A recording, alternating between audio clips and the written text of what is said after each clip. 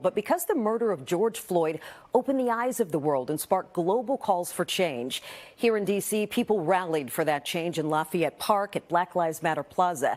They used the fence that the Trump administration put up as a message billboard. Two strangers who were part of that movement sort of became the keepers of the fence to ensure that people's voices there were heard and preserved.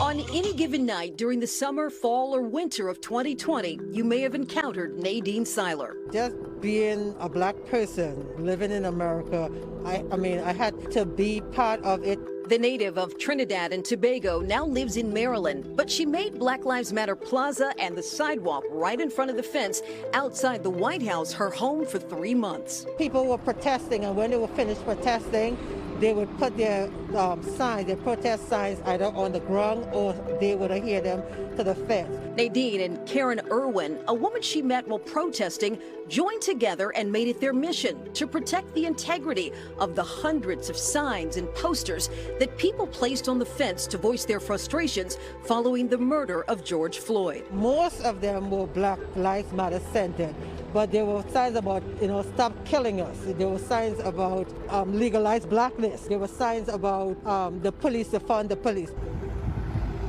As the summer wore on, the fence and its signs became a backdrop, a monument, a place for people to stop and take pictures as a reminder of the moment, the movement. But Nadine grew frustrated watching people step on or over the signs and messages that had fallen off the fence. And from that, I just started picking it up. First, it was 5 minutes, then 10 minutes, then an hour, then hours, and next thing you know, it grew into months. In late October 2020, a small group of men and women who identified themselves as conservative Christian activists and Trump supporters ripped most of the messages off the fence. One of the women in the group, Bevelyn Beatty, posted videos on social media of herself ripping down the signs and boasting about vandalizing what she called the altar of the Black Lives Matter movement. Nadine recorded some of the confrontation as she and others tried to convince them to stop. I felt frustrated, I felt angry and everything, and I didn't want to leave that night because they came back like 3 times within a space of a few hours. They vandalized it 3 times within a space of a few hours. I was angry that somebody does something meaningful for themselves and somebody else's response to it is to destroy it. Afraid to leave the fence unprotected, Nadine vowed to stay, and Karen stayed with her. If you could see Nadine, one of the kindest, most amazing, decent humans I've ever met in my life, pacing back and forth in front of the fence because something might get removed. For months, in the rain, the cold, and even some snow, they lived here, protecting, repairing, and preserving the messages on the fence. While it may seem remarkable to the outside world, for Karen and Nadine, it was just what they had to do. It was never a decision. It was just, this is the thing that you have to stay and do because there's still danger.